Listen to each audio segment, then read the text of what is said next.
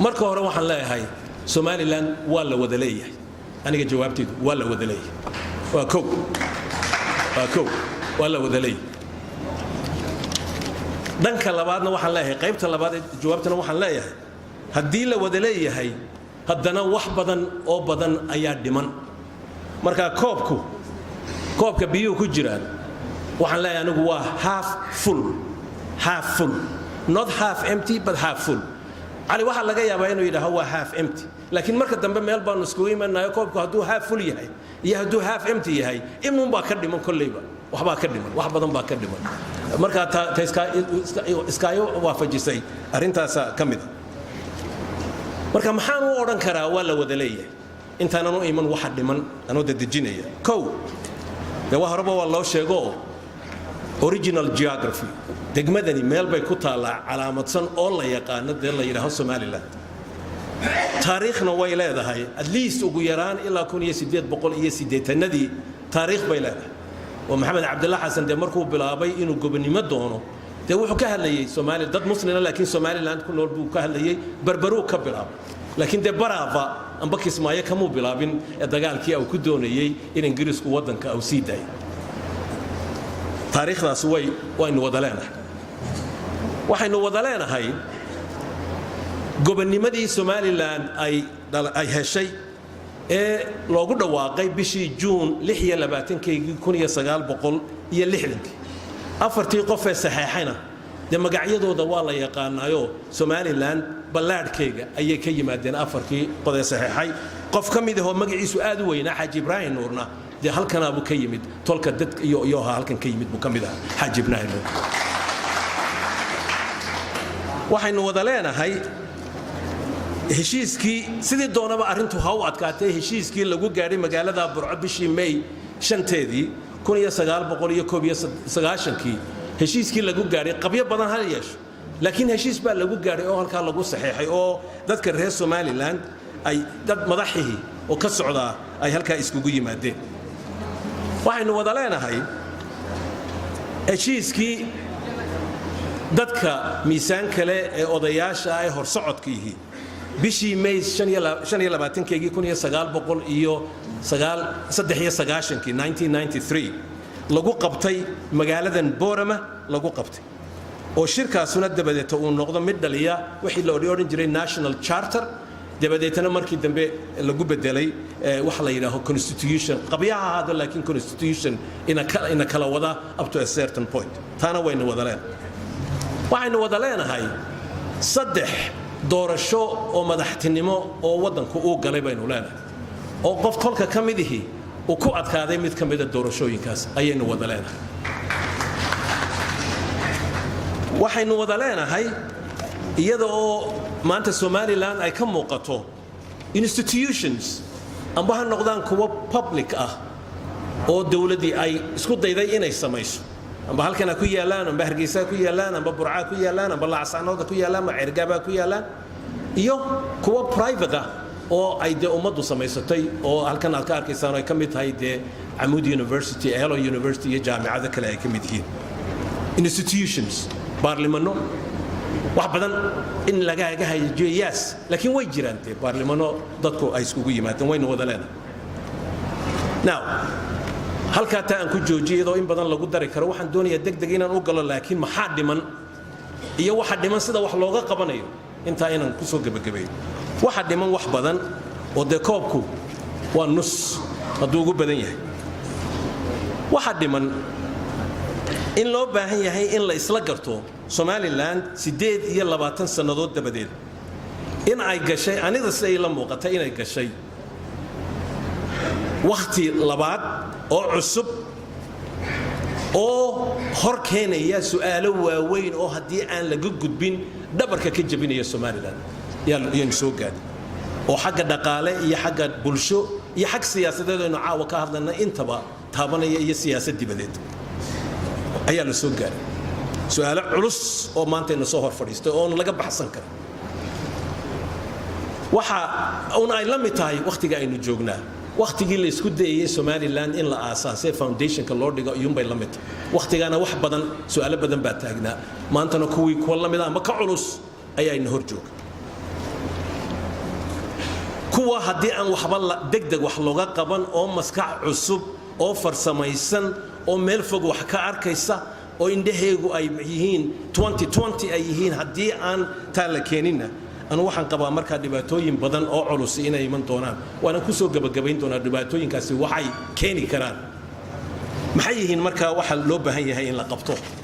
su'aalaha aynu hor yaalla waxa ugu horeeya aniga ila tahay in la qabto waxa weeye dee in dib loo soo nooleeyo anuu xitaa caashiq baan ku tilmaamay in dib loo soo nooleeyo dadka reer Somaliland ku noolay gees ilaa gees iyo indhaxaba inay waddankan wada leeyihiin anuu horaan taa uga hadlay muddo laga joogo 4-5 sannadood in dib loo soo nooleeyo xiisihii in waddankan la wada leeyahay dib loo soo nooleeyo waana waxa goor walba taagan oo u baahan in la nooleeyo oo la cusboonaysiiyo la nooleeyo la cusboonaysiiyo mar qora oo meel lama dhigi karo waayo mashaqo adduunyo goor walba qalin daaraysa taas talabaad waxa loo baahan yahay in degdeg loo garto June 26 inay tahay maalinta ugu mudan ee ugu weyn ee dadka reer Somaliland taariikhdooda ay ku sheegan karaan oo markaas si dhab ah baarlamaanka iyo madaxweynaha iyo ummaddu ay ugu dhawaaqdo 26 June 1960 inay tahay maalinteenu maxaan ku rahay dib ugu noqonayno marka sanad walba 26 June inay tahay National Day maalinta calankii Somaliland la taagay ee isku keenaysa ee original waddankan oo 18 May markaan waxaan qabaa inay tahay waxa la yiraahdo auxiliary day auxiliary waxa weeye waa maalin ag socota ya ag socota oo marka ay tahay maalin loo xuso dadaal dad ay keeneen iyo ummaddu ay keentay even dadka aan loo ogolayn taas oo marka loo xuso waddanka Mareykanka 4th of July baanu leenahay waa maalinta ugu weyn laakiin maalmooyin kale ayaa jiro ay kamid tahay for example Veterans Day oo fasaxa oo la galo fantasiyo weyn la galo laakiin marnaba aan hadayn karin 4th of July innaka 4th of July marka waxa weeye 26 June inay noqoto waxa kale oo degdeg u baahan si farsamo leh in loo galo in dib loo xisaabiyo qaacidada amba formulada baarlamaanka sare gurtida iyo baarlamaanka hoose House of Representatives wakiilada labadaaba in dib degdeg si cilmiyaysan loo eego oo xaq ku jiro oo fikradu ay deep tahay si xisaab cusub loo soo dejiyo oo la israali galiyo ay u baahan tahay anigu halka dhowr amurood haddii su'aalaha la weydiiyo ayaan soo dhigi doonaa oo dhaqaajinaya formuladaas waxay u eekaan karto laakiin dayimka halka aan ku daayo labada maxaan ku rahay meelood ee dadkeenu iskugu yimaadaan guurtida iyo wakiiladaba sida loo galayo iyo kuraasida ummaddu ay u qaybsanayso qaacido cusub in la keeno ayaa waqtigeegii oo goor hore ina soo gaaray anu waxaan qabaataa haddii la keenana waxay keenaysaa oo lagu guuleystana waxay keenaysaa ummadda Somaliland in ay isku hayn karto oo la isku qaban karo danahooga iyo dadka yihiin la isku qaban karo la isku ogolaan karo oo marka haddii xitaa la yiraahdo waa la kala badan yahay inta badan iyo inta tiradoodu yar tahay majority iyo minority xaqooga ila labaduba xaq bay leeyihiin inta la isku duubo in sidaa la iskugu hayo taafraad waxa loo baahan yahay degdeg in dawladda Somaliland ay fuliso heshiiskii khaatuma lala galay heshiiskaasi oo dawladdu ay la gashay in degdeg loo fuliyana waa loo baahan yahay dawada aynu u baahannahay ayaa ka mid Ali walaalkay Dr. Ali iyo reer Khaatumana waxa loo baahan yahay inay dadaalka soo kordhiyaan oo meesha ay nala sii hagaajiyaan oo gagada kubadda lagu ciyaaraya ay yimaadaan oo tartanada ay ka qayb galaan ayaanu iyagana uga baahannahay inay gagada yimaadaan iyo looga baahan oo ay ka dhabeeyaan sida Ali ugu hadlaya ay ka dhabeeyaan sheegashada ay sheeganayaan inay Somaliland qayb libaax ku leeyihiin waanu ogolnahay laakiin iyaguna ha ka dhameeyaan oo dadaal cusub baanu uga baahannahay iyagana arintaas tashanaad waxaan anigu qabaa in loo baahan yahay in si degdeg loogu dhaqaaqo in ahzaabtii la furo waqtigeedii markuu soo gaaray in degdeg loo furo waa dawo ayay noo noqonaysaa waayo saddexdii xisbi waxay noqdeen saddex xisbi oo hoosta ka xidhan ayay noqdeen hoosta ka xidhan yihiin kolka in ahzaabtii la furo waa loo baahan yahay waqtigoogina wuu soo dhow yahay taa haddii la helana waxay sii waraabinaysaa oo sii hagaajinaysaa dimuqraadinimada iyo waddanka wada lahaashihiisa citizenship in la yeesho halkaa waxaan ku darayaa waxaasoo dhan waxay u baahan yihiin markaa distoorkii in la furo ayay u baahan tahay distoorka furidiisu ma aha in wax walba la bedelo waxa weeye meelaha la isleeyahay waxa yaalla boogo in la bogsiiyo amba meelaha aan weli dhammayn in la hagaajiyo distoorku waa wax had iyo jeer ku jira improvement iyo amendments marka distoorka furniinkiisuna arrimahaas ay noo suurtagelin karaysa talixaad aniga waxa ay la tahay this is very important waxa ay la tahay in degdeg wax looga qabto caasimadda Hargeysa oo magaaladeennii ugu weynayd ah oo meel wanaagsan inagaga wada taala oo u baahannahay inaan qurxino oo sii hagaajino waxaynu u baahannahay Hargeysa inaanay waddanka intiisa kala liqin ayaa loo baahay maxaan uga jeedaa taas waxaan uga jeedaa waxa weeye juqraafiga yaryarna ku socoto lugihii kabriidka ku socoto soo aad garmaysa dul badan bay khasaara caynkaasi keentay waa wixii Muqdisho dilay weeye taas in wax walba xamar loo doonto wax walba xamar lagu ururiyo oo Hargeysa ay daabiyad noqoto for example marka waxaynu u baahannahay Hargeysa in dib loo xisaabiyo oo marka aan waxaan ku talinayaa oo iga talooyin iga for example sidee baa Hargeysa maxaan ku looga dhigaa caasimadina ay u noqoto laakiin waddanka intiisa kale ay la wadaagto inay noqon meel wax walba ay fadhiyaan kow waxaan ku talin lahaa for example in magaalada Hargeysa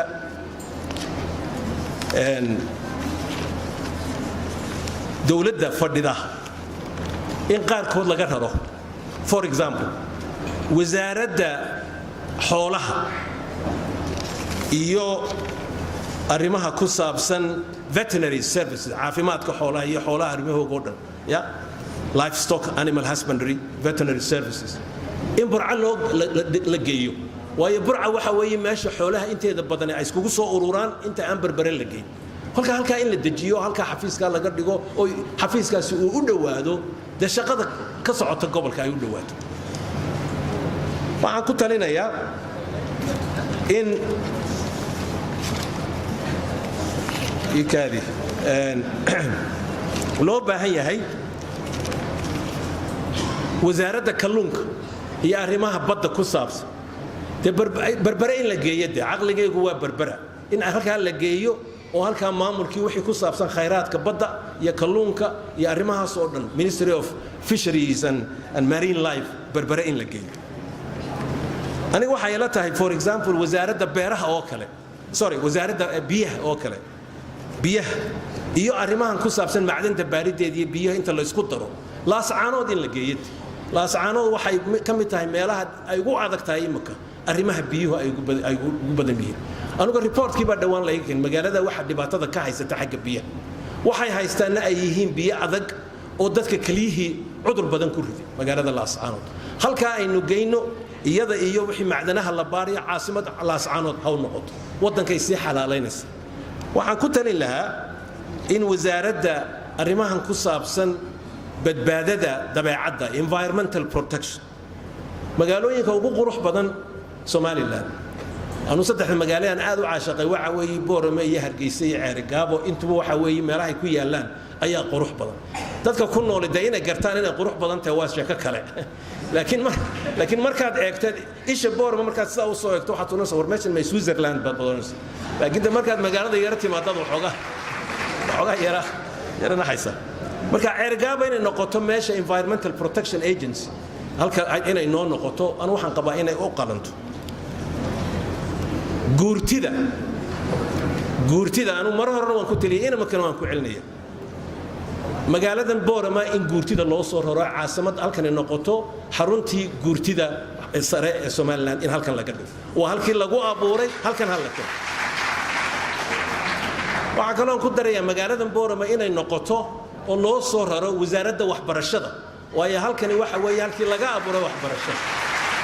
marka Booramo kale inay noqoto meel guurtiduna ay fadhido wasaaradii waxbarashadana xarunteedii halkan ay tahay wax badan baa iska bedeli wadankana way sii xalaaleyn magaalada Gabiley anigu aan ku dhashay waan u yareexanayaa waxaan oran lahaa iyadana waa meel beeraley oo leeyahay Booramo soo gaadho waa beeraley de wasaaradda beeraha agriculture-ka Gabiley hal geey districtgeegu waa meel dadku ay ku beeraan hal geey hadalkaygii aan soo gabagabeeyo aniga waxay la tahay waxaas waa raayigayga weey aan ismaqalno aniga raayigayga weey waa raayigayga weey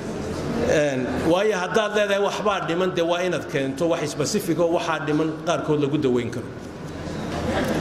waxaan ku soo gabagabeynayaa my last point sidii horeba aan u bilaabay Somaliland waxay jirtay waa 28 sannadood 28 years 28 ka sannadood wax badan ayaan anigu qabaa in badanna waan u fiirsaday oo lagu faano ayaa dadkan ay qabsadeen iyadoona adduunyadu gacan ku siin ay qabsatay laakiin generation walba responsibility ba horta la generation walba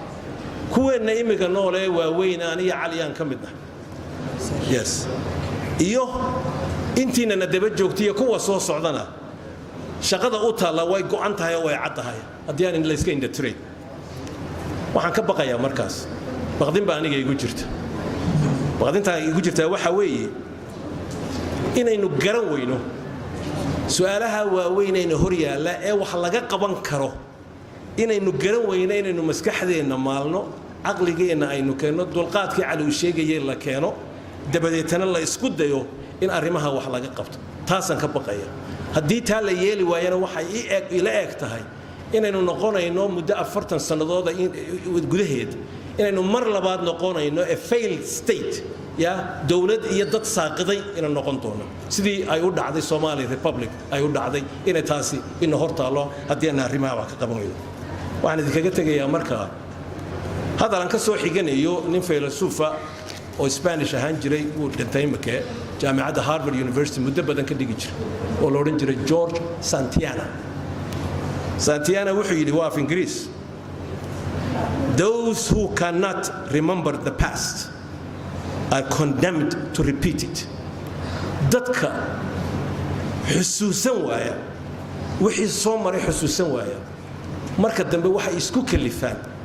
inay ku celceliyaan qaladaadkii taariikhda ay ku soo mareen inay ku celceliyaan